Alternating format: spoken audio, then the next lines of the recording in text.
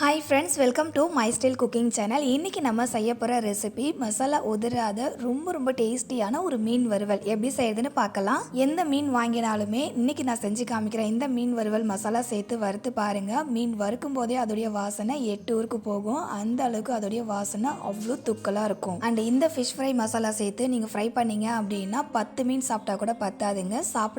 சாப்பிட்டுட்டே இருக்கணும் தான் தோணும். அந்த அளவுக்கு இதோடைய சுவை நம்ம நாக்கை விட்டு போகவே போகாது. ஓகே ஃப்ரெண்ட்ஸ், வீடியோக்குள்ளே போகிறதுக்கு முன்னாடி நீங்கள் இன்னும் நம்ம சேனல் மை ஸ்டைல் குக்கிங்கை சப்ஸ்கிரைப் பண்ணலை அப்படின்னா ப்ளீஸ் சப்ஸ்கிரைப் பண்ணிக்கோங்க.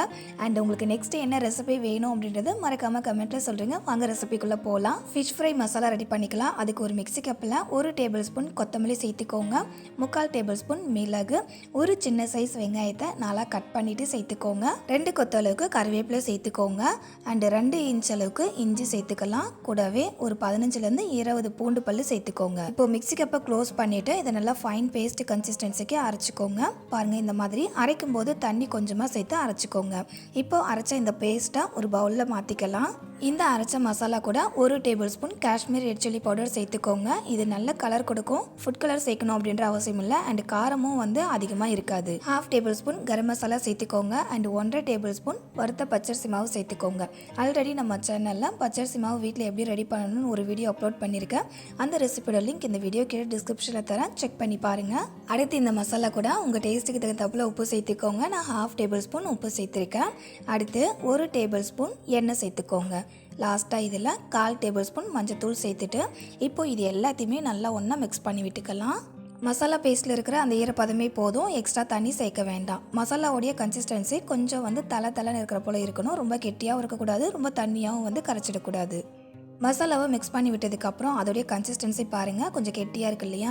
இந்த அளவுக்கு ரொம்ப கெட்டியாகவும் இருக்கக்கூடாது. இப்போது இதில் லாஸ்ட்டாக நம்ம புளிப்பு டேஸ்ட்டுக்காக 1/2 லெமன் ஜூஸ் நம்ம சேர்த்துக்கலாம்.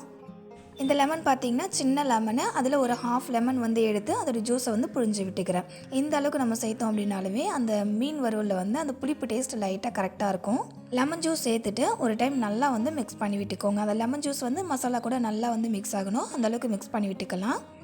மிக்ஸ் பண்ணி விட்டதுக்கப்புறம் இப்போ பாருங்கள், மசாலாவுடைய அந்த கன்சிஸ்டன்சி இந்த மாதிரி இருக்கணும். ரொம்ப கெட்டியாகவும் இல்லை, அதே மாதிரி தண்ணியாகவும் இல்லை, கரெக்டாக கொஞ்சம் தலைன்னு இருக்குல்ல, இந்த மாதிரி இருக்கணும்.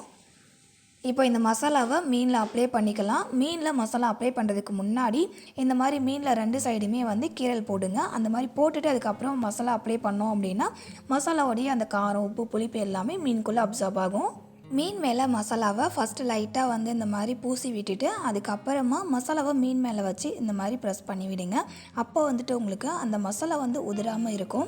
அண்ட் சேம் டைம் நீங்கள் எந்த அளவுக்கு மசாலா அப்ளை பண்ணுறீங்களோ அந்த அளவுக்கு அந்த மசாலாவுடைய டேஸ்ட் எல்லாமே மீனில் இறங்கும். ஃப்ரெண்ட்ஸ், ஆல்ரெடி நம்ம சேனலில் நிறைய மீன் வறுவல் ரெசிபிஸ் அண்ட் மீன் குழம்பு ரெசிபிஸ்லாம் நான் அப்லோட் பண்ணியிருக்கேன். அந்த ரெசிபியோட லிங்கையும் இந்த வீடியோ கீழே டிஸ்கிரிப்ஷனில் தரேன், கண்டிப்பாக மறக்காமல் செக் பண்ணி பாருங்கள். நான் சொன்னேன்ல, அதே மாதிரி எல்லா மீன்லையுமே மசாலா அப்ளை பண்ணி எடுத்து வச்சுக்கோங்க.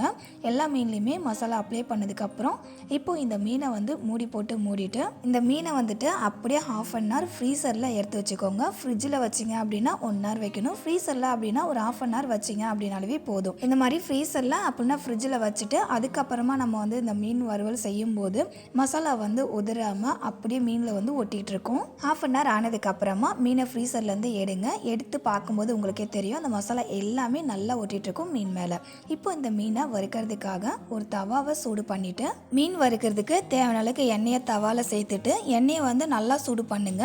எண்ணெய் நல்லா சூடாக இருக்கணும். அப்போ தான் அந்த மீனில் இருக்கிற மசாலா தவாவில் ஒட்டிக்காது, மீன்லேயே இருக்கும். எண்ணெய் நல்லா சூடானதுக்கு அப்புறமா ஸ்டவ்வை மீடியம் ஃப்ளேமில் மாற்றிட்டு நம்ம மசாலா அப்ளை பண்ணி வச்சுருக்க மீனை தவாவில் வச்சுடுங்க.